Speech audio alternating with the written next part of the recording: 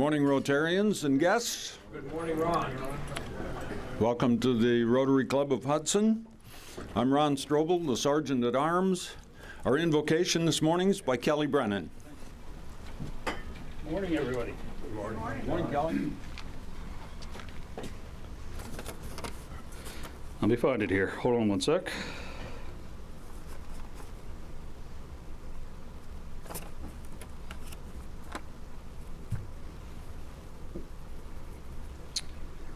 Bow your heads. May your doctor never earn a dollar out of you. May your heart never give out. May the 10 toes on your feet steer you clear of misfortune. And before you're much older, may you hear much better blessings than this. Amen.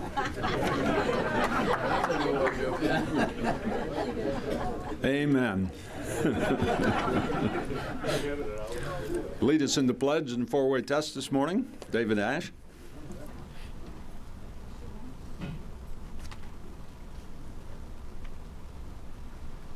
So if we can say the pledge.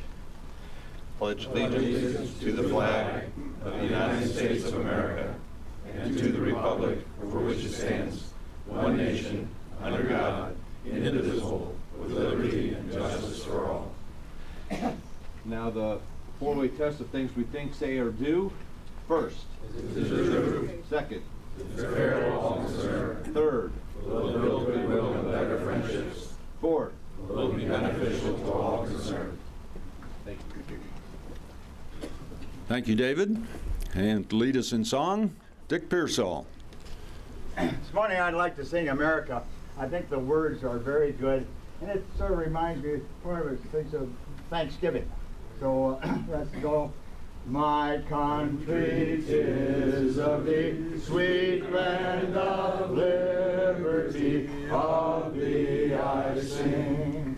Land where my fathers died, land of the pilgrims ride, from every mountainside, let freedom ring. Good.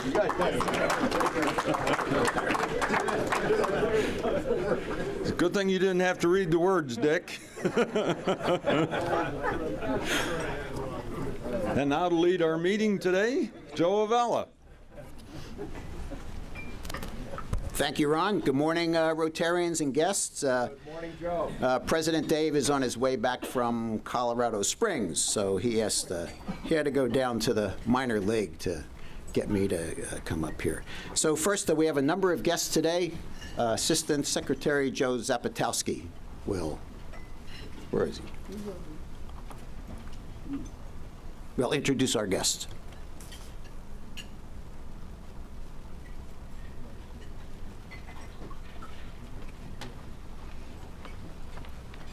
Good morning, Rotarians. Good morning. If you'll stand as I call your name, and we'll give you a good Rotary greeting when we introduce the last person. Lorianne Stoddard, Jim Stickler, John Hopkins, Clint Samuel, and John Taylor. Welcome.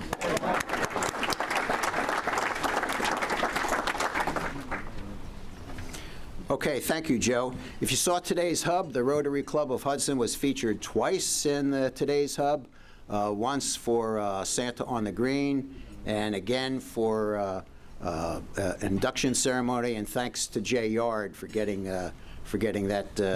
those articles in the hub. So Santa on the Green, Ed Sogan. Good morning, sports fans. Unfortunately, the Hudson Explorers came in second on Friday night, but it was a heck of a season, and the coaches and the team have to be congratulated on another great season. In regards to the Santa on the Green, I do have our little sign-up sheet. We'll pass it around again. The more the merrier on the shifts. We're good with setup and cleanup. On the setup crew, we'll be at behind Howard Hanna at 8 o'clock. There will be people waiting. I think they get in line at about 4 in the morning.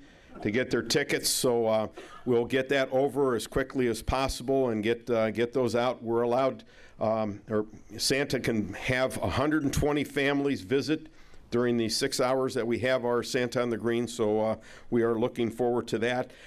Please, if you haven't signed up yet, just put your name on the list. If we are full in regards to the numbers, that doesn't make any difference. Like I said, the more the merrier. Shift bosses, you're in charge of making sure that, we've got 3 minutes per family, so we can kind of keep on schedule. This has worked out extremely well in regards to getting everybody there. The weather report looks right now like it's going to be cool, but dry. So we are planning to be at the gazebo on the clock tower green, but we will also have the Destination Hudson site as our backup. There is a wedding at the church on the green, so that is not an option this year. Please come 10 minutes prior to your shift.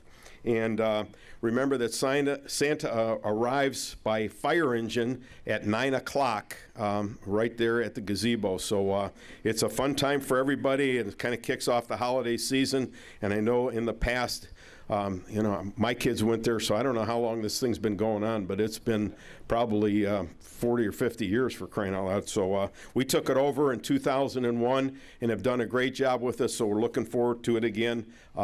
Again, please make sure you check that sheet out and sign up and come 10 minutes before your shift. Thank you. Thanks, Ed, and it is a great event. We are right in the height of our fall fundraiser, and Tom Page is going to say a few words.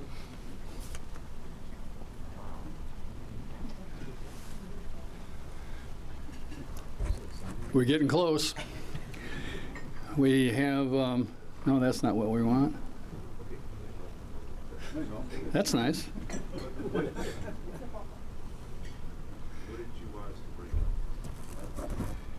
The rose sale picture. That's okay. Let's move on. Today we're going to have a little update how we're doing via Jimmy and his captains, because I see George out there and the two Joes. They're definitely here. Come on up, please. Joe Zaptowski. You're never going to get your breakfast taken care of.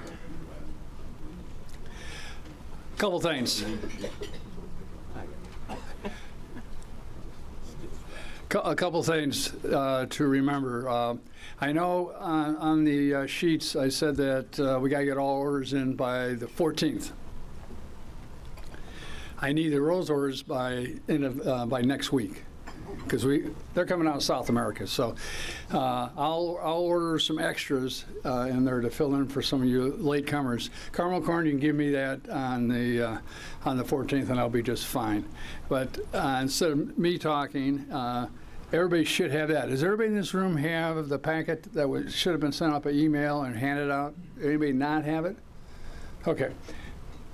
Jim, why don't you take it away? Give us an update. I'll be reporting for Roseanne Drake. By the way, it's because of the wall that's being built in Mexico. It takes a little bit longer to get the roses over the wall. Roseanne Drake, her team has got 4 donations totaling $400 now, along with 10 dozen roses and 10 cans of caramel corn. And she said there's more on the way. Joe?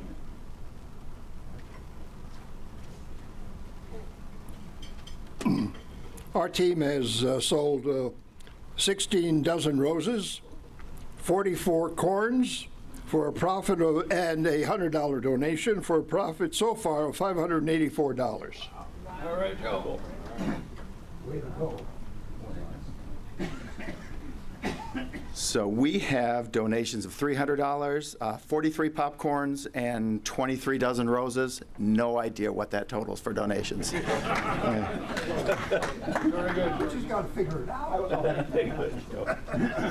Okay, and our team has sold 8 dozen roses, 4 caramel popcorn, but we've raised $500 in donations. Still waiting for 2 people. Yeah, the one we haven't heard from is Nelson's Nabob, so if anybody's talked to him or been on that team, hopefully you'll hear from him soon. I'll talk to him today. What? He's cutting the roses. Is he cutting? Building a hole, building a tunnel. All right. We're good. Okay, good. This is always a good fall fundraiser, and Tom, I know has mentioned it before, but the proceeds from this fundraiser go to support Hudson High School scholarships. Our foreign exchange student, Jan Dolkowski, is not with us today. He'll be here next week. But we are looking for another host family.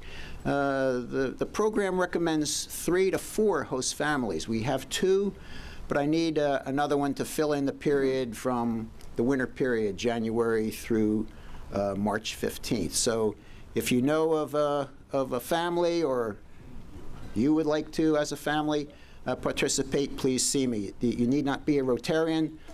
You need not have children. We even do single parent households. So it really is a wonderful experience from anybody I've talked to. So if you do know somebody, please contact me today.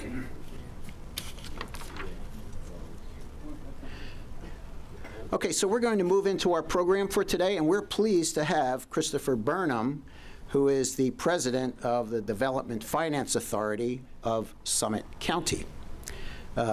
Chris is the first president of the Development Finance Authority of Summit County. Since 2000, Chris has successfully guided and financed numerous development and redevelopment projects in the region. Chris has over 30 years' experience in both the public and private sector development projects. He has been instrumental in building the DFA into one of the most active economic development programs in the state of Ohio. Chris was a lead member of the team that retained Goodyear and Bridgestone in the Summit County, along with the 4,000+ jobs tied into those companies.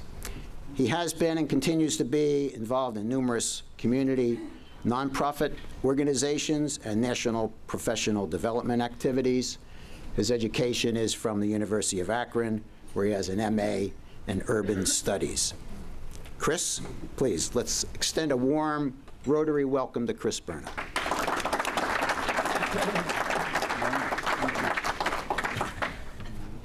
Well, good morning, everyone. It's very nice to be here. Beautiful morning. I had I live over in Bath, driving to the valley this morning, coming up the hill here as you get into Hudson. It's the nicest part of Summit County, I think, without doubt.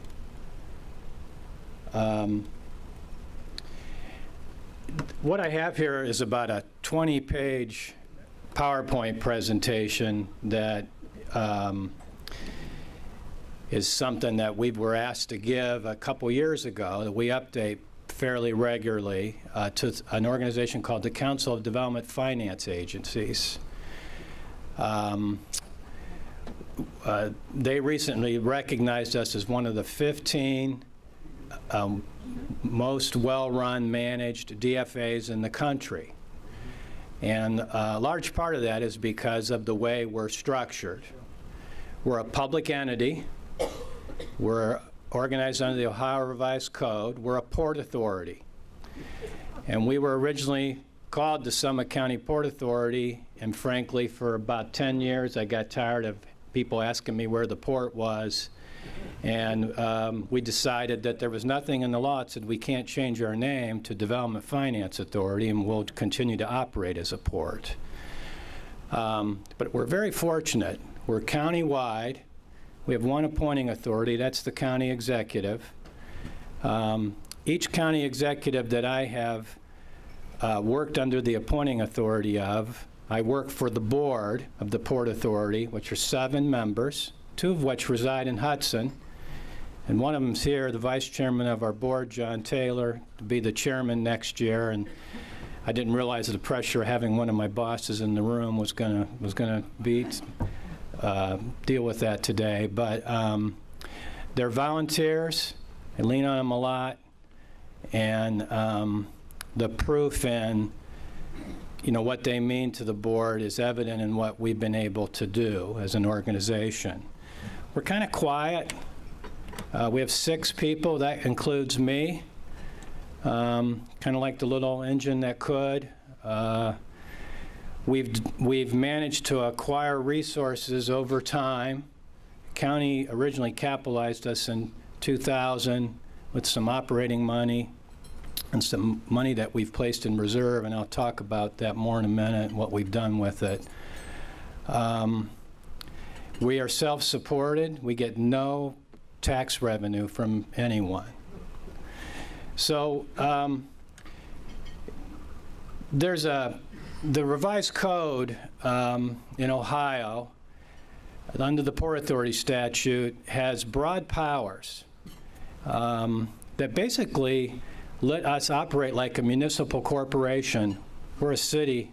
We have all the powers of a city without a lot of the encumbrances that come with being a city and working with a council and working with the public, to be frank with you. We've never had a public show up at any of our meetings. So we can move at a speed that most public entities can't. We're very entrepreneurial, and I see, as I get to the end of the presentation, you'll see what that means, because we started working only in Summit. But I think we've now done things in like 11 counties in Ohio, including down in Franklin.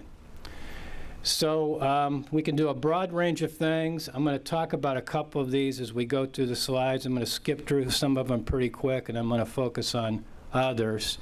And I think there's Q&A after, but is it okay if anybody has any questions as I'm talking? I would be willing to try to provide an answer.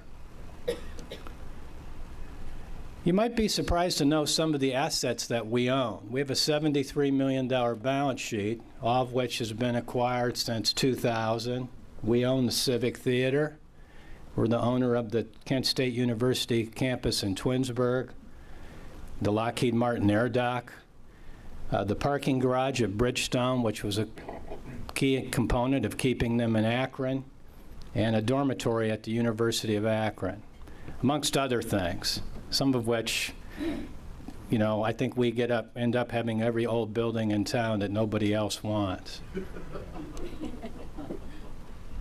I mentioned we have more flexibility in most political subdivisions. We operate like a corporate structure.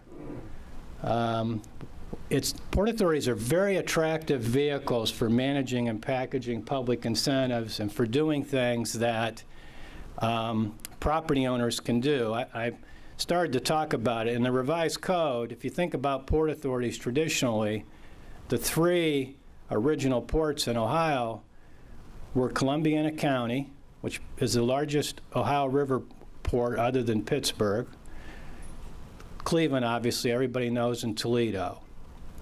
Ashtabula's got a fairly big commercial port as well. But the port authorities, you know, there's a transportation component, there's a property component, there are rail lines on the property, there are docks, there are warehouses, all kind of logistics things going back and forth. And in the late 80s, really astute guy over in Toledo got the idea, well, maybe we can take these powers and use them more broadly in Lucas County. And they began to do some really interesting economic development things that put the Toledo Port Authority on the map. He then moved to the Cleveland port in 1991, I think, and started doing some things. And, you know, being from Hudson, most of you are probably pretty familiar with Cleveland. The first big deal they did away from the Port Authority was a project in the Midtown Corridor called Bearings, Inc.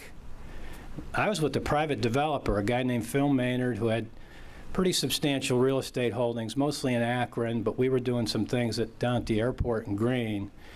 And, you know, that got our attention. We wanted to develop the Akron-Canton airport property, but the airport wanted to concentrate just on getting people in planes and not developing the property.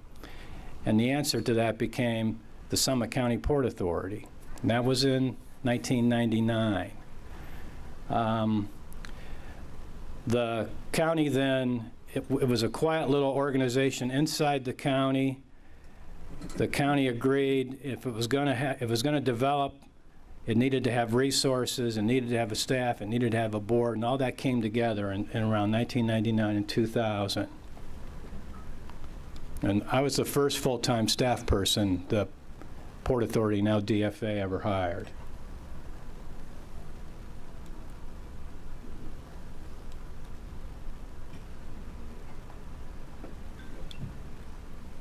Am I missing it?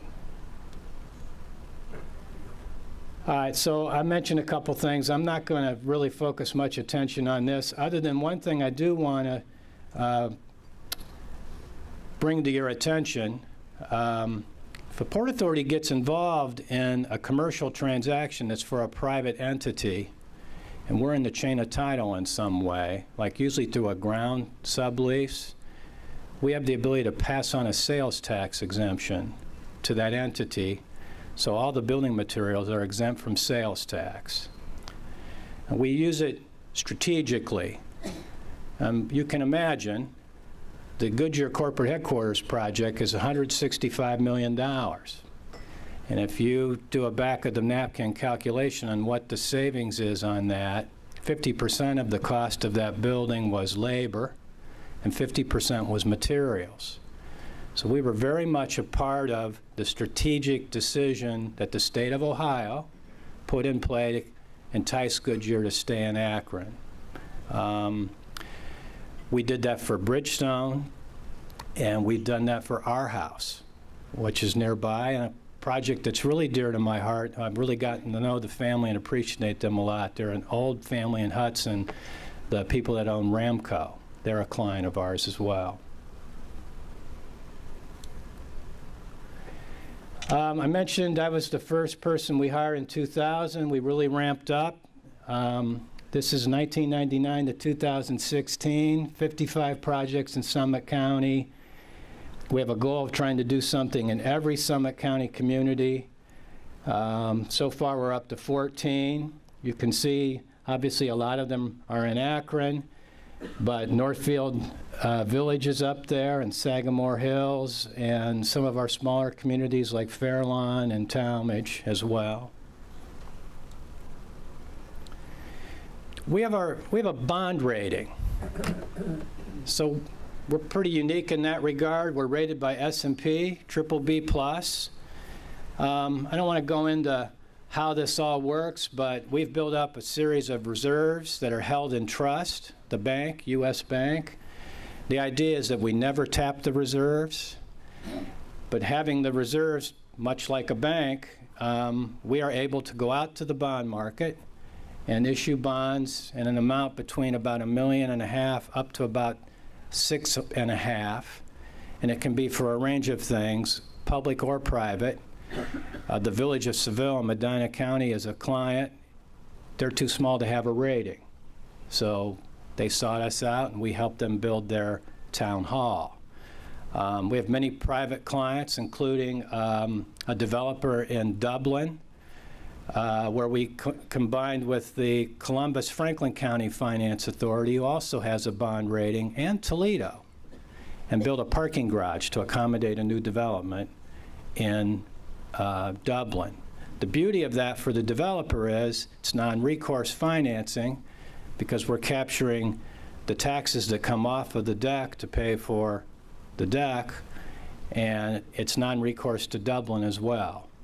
So the only source of repayment other than what we identify for the bondholders is the TIF payment and our reserves backing it up.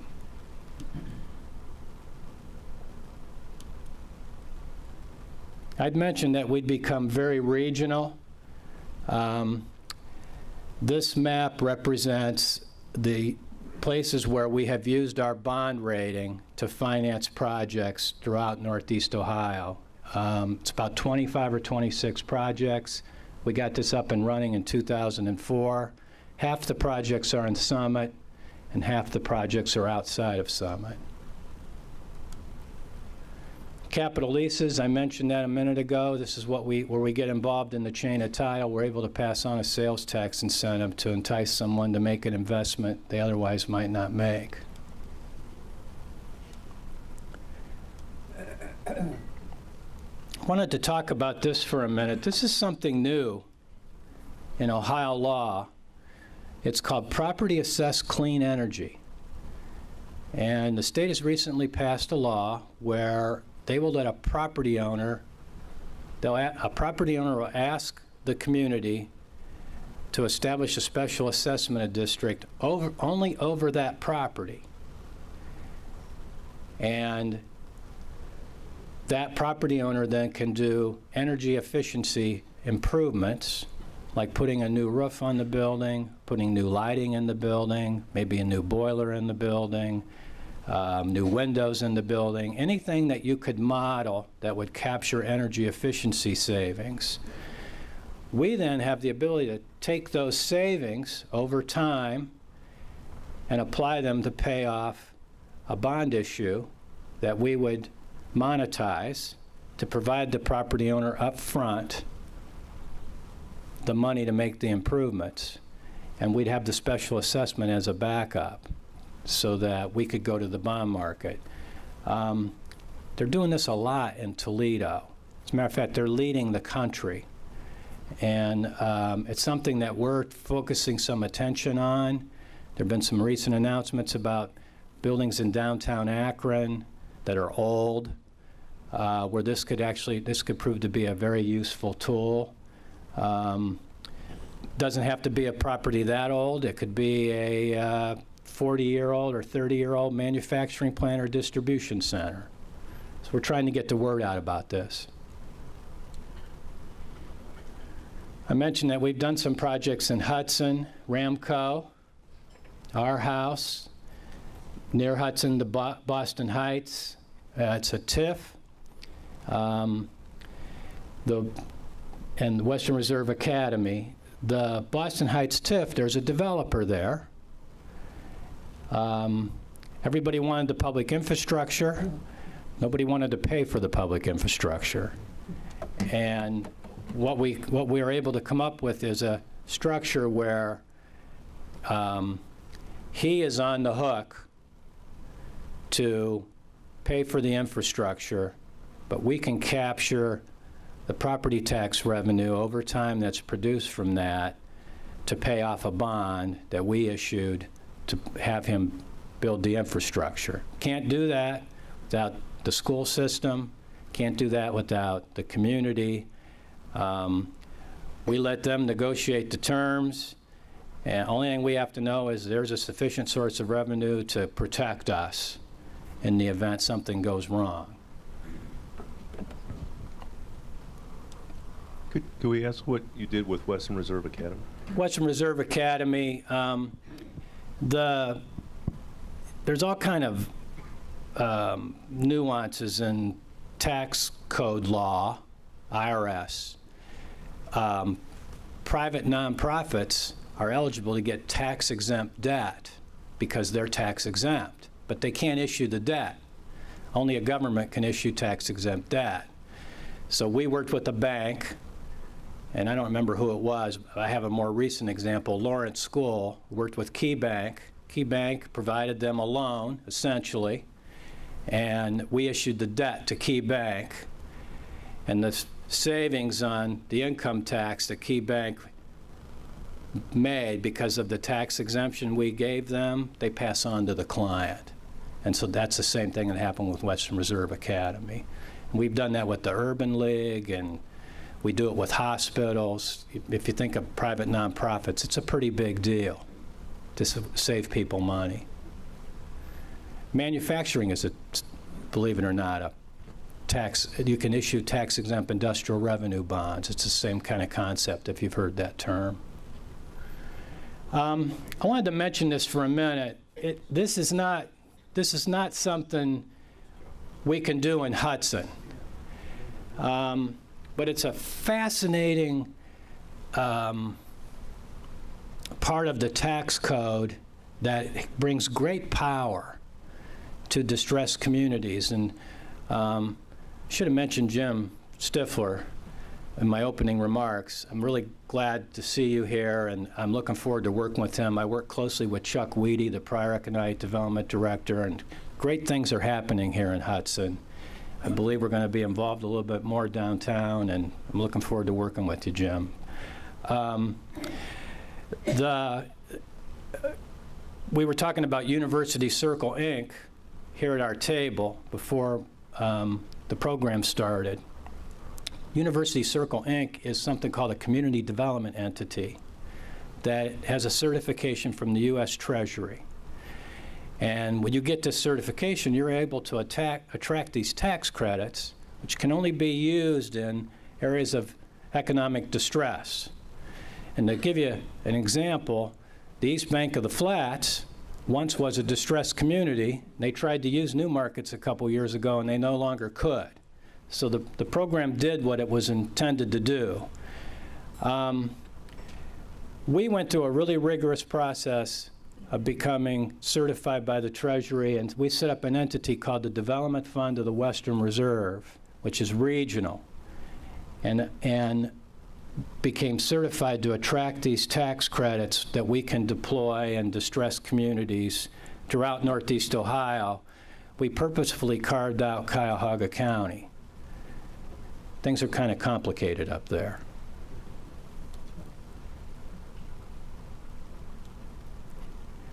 So we were certified in 2010, 2011. We got a first allocation of these credits, and it's not money. It's like we make money out of ether. We get these credits, and we tell an investor, hey, we've got these credits, and, they're trying to figure out a way to build a Hilton Garden Inn on the east side of Akron, which would be the first new hotel built in the inner city of Akron in 40 years. We want to put these credits in the hotel. Are you interested? And then they buy the credits for a certain amount on the dollar, and after all kind of stuff that CPAs and tax lawyers do, cash equity goes into the project. And lo and behold, we have the first hotel inside inner city Akron in 40 years. We've worked with the Health and Dentistry Clinic in Lorraine. We've worked with Oberlin College. The Kent State Hotel and Conference Center is a client. That's the Kent State University Foundation, acted as a developer there, which is really interesting. We've done a YMCA in downtown Youngstown, a trade school in East Liverpool. We've, since 2012, received 65 million of these credits.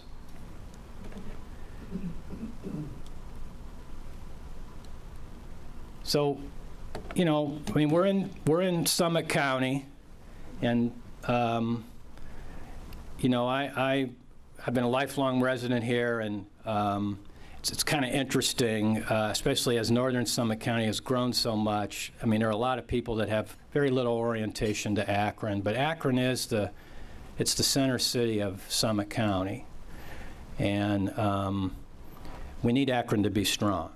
I grew up in the city of Akron. I grew up in the Kenmore neighborhood.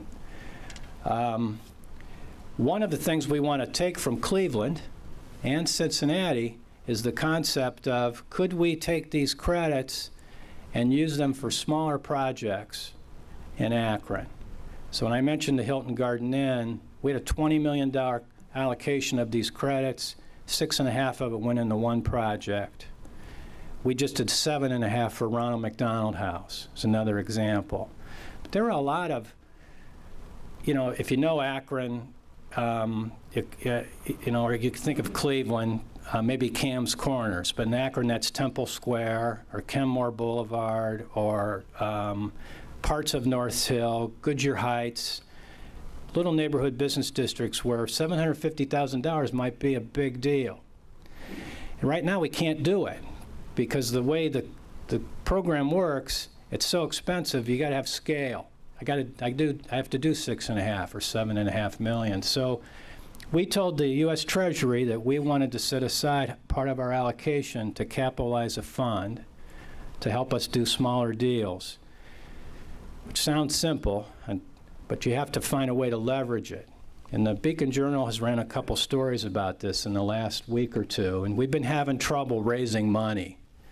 I'm not here to ask anybody to help us fund this thing, but I wanted to talk about it for a few minutes because it really is unique, and we're proud of what we've been able to accomplish so far. We could combine with a bank let's say, a Handy Andy store or a former Toys R Us up by Rolling Acres Mall, right? There still are some fairly vibrant businesses. I mean, the mall's gone, but you'd be surprised at how many of those former retail places have been converted to like distribution centers. But you know, if you're a bank, you're looking at a Handy Andy that was built in 1978, and someone wants to buy it and maybe put $1 million worth of improvements to it, that's not going to appraise out. And so it affects how much they can loan. So we could come in and subordinate to them. We provide interest-only payments for a period of 7 years. Right now, in a traditional new market deal, that's like 1%. We can do long-term amortization schedules, higher loan-to-value, wouldn't charge any origination fees, a lot of things to try to attract private capital to neighborhoods that really need it. Because I think everybody here knows, you know, I love elected officials, and maybe there's some in the room. They all talk about jobs, right? But if you don't have capital, you don't have anything. I mean, that's the conundrum. And this is a way that we're hoping we can, another little thing that we can do to maybe help turn Akron around. So I mentioned it's been getting some attention because we have $6.75 million in allocation. That converts to about $2.25 million in cash that goes into the pool. But I got to raise the difference somehow to have $2.25 million to $6.75 million, it's about $4.5 million. I got to raise that. And we've raised $2.25 million. $1 million of that is a loan from an affiliate of the Akron Chamber, and $1.2 million are grants from GAR and Medical Mutual's Donor Advised Fund at Akron Community Foundation. We're running into capacity issues, and so the Beacon Journal's jumped on board trying to help us. And I think, you know, they've pointed out that we've done our part. We've put a distribution center called Restaurant Depot on the former Brown Graves property. I mean, that's as brownfield as you can get in Akron, and we use new markets to do it. And the owner of Restaurant Depot, who's from Chicago, hired 35 people, and 20 of them are from the immediate Summit Lake neighborhood, which is probably the poorest community in Akron. So if you've heard about it, if you want to know more about it, you know, please let us know. Talk it up. This is important. There's a selfish motive to this as well. We're going to reapply for more credits because in June of 15 we got $45 million. 38.25 of that is gone. We've used it. I showed you the map. The other amount that's been set aside is for this fund. If I don't find a way to get this fund done, when we go back to reapply for more credit, somebody in Washington is going to tell me, you know, you failed to, you know, do what you said you were going to do, and probably ding us in our application. So just a summary. Between 99 and 16, we've been involved in $871 million worth of economic development revenue bonds. That's an additional $803 million in investment throughout our region. Counting the new market program, we've deployed $58.25 million. We've leveraged an additional 55, and even though I'm not an elected official, we've been involved in the creation or retention of 12,473 jobs in that time period. And the regional impact, first project outside of Northeast Ohio, I mentioned it, is in Dublin. Dublin's an incredible place. I know when when we first met with Jim and Bill, you know, I compared Hudson to Dublin a little bit. I would like to see not the same scale of development, but if you haven't been to Dublin recently, I would encourage you to go down there. There's a new development that's connecting the east side and the west side. It's called Bridge Park. And I guarantee you, when you see this bridge, this pedestrian bridge, and they're going to use it as a marketing tool, you'll know immediately that you're looking at Dublin. And Hudson should be that, I think, for Northeast Ohio. Hudson should be top of mind for people in the corner office, the decision makers. You have unique attributes here that I think we should capitalize better as a region than maybe we have. I don't know how to do that. I'm not a resident. I'm very interested in what's going to happen with the property up on Route 8 that used to be part of the state. And, you know, that's an unbelievable asset from a location point of view. And, I mean, we stand ready to do what Hudson may ask us to do. We'd like to be a partner in more things here. And then we've been pretty busy this year. Since December, because what, tomorrow's December 1st, right? I just thought, you know, what have we done since December of last year? I mentioned, you know, we have a triple B plus rating. Garfield Heights doesn't.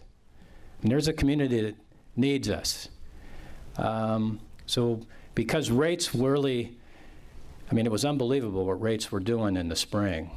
And I mean, they've been low for 8 years or whatever, but they were lower than they'd ever been. So we refunded some bonds to save our clients money. Went out and got lower rates of interest, and that's the 3 there at the top. Some new money for Summit Workforce. I mentioned Bridge Park. We're closing a deal today with Portage County Family and Community Services in downtown Kent.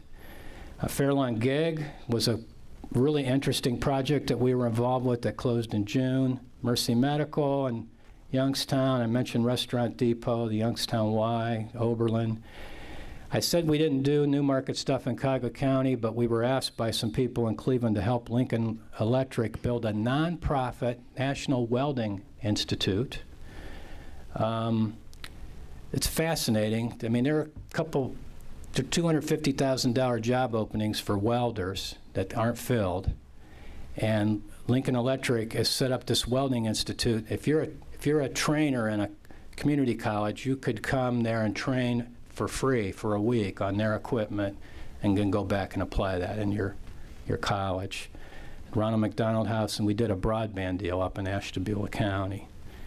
And I believe that gets me to the end of my presentation, and I hope I held to the time, and I hope you found it interesting. It's kind of geeky stuff, but we like it. So thank you very much for having us today.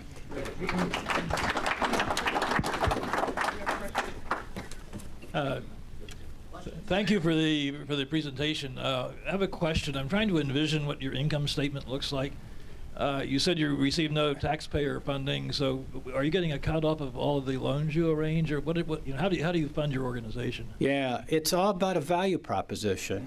A lot of things happen without us, but yes, we charge fees up front and ongoing, like any lender would, basically.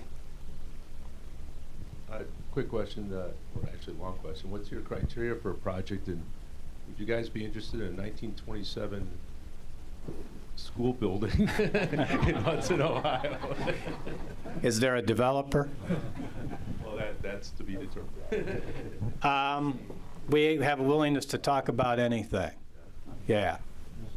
You know, my board's charge to me is attract the capital, create the investment, but be prudent about it.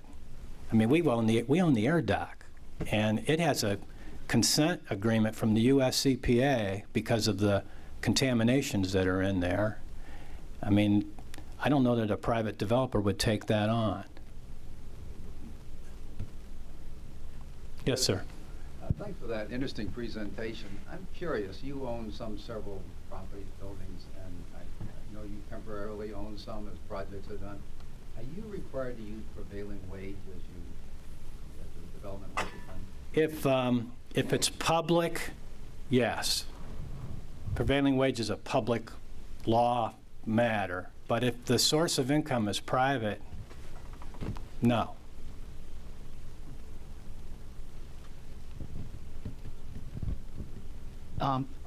Forgive me if you did explain this. When you showed the range geographically of the project you're involved in, Yeah. why is it that I assume that there's a port authority in Columbus why didn't they take on the Dublin project? Well, because of the bond rating, the way the bond rating works, no one credit can be too large relative to the other credits in the pool. So she has not been around as long as we have either. We each did $4.7 million, and the Toledo Port did $3 million to pay for the parking deck. Okay. So, and we have reciprocity with them. Cleveland helped us with Goodyear, I see. and we've done deals in Cuyahoga County with Cleveland. That makes sense. We're stronger working together, right? So I hope I didn't go into too much detail, Joe, but thank you very much.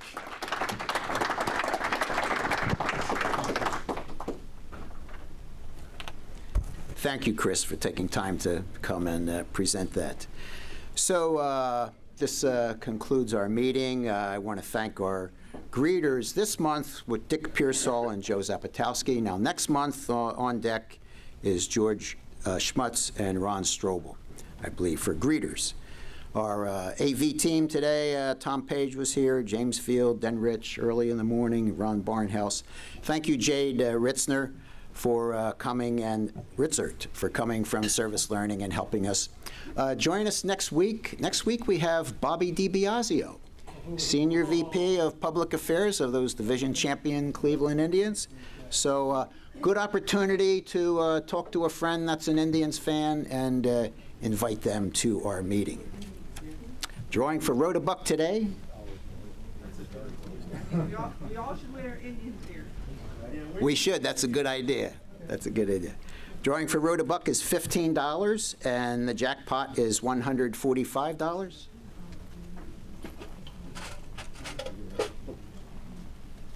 I'll let Lori. Pick a winner.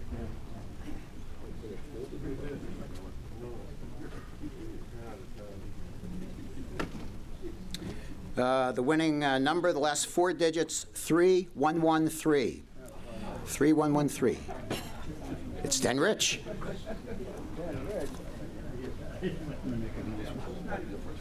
My den is coming up. If you have any monies for the fall fundraiser, give them to Larry, along with the sheets, okay? Thank you.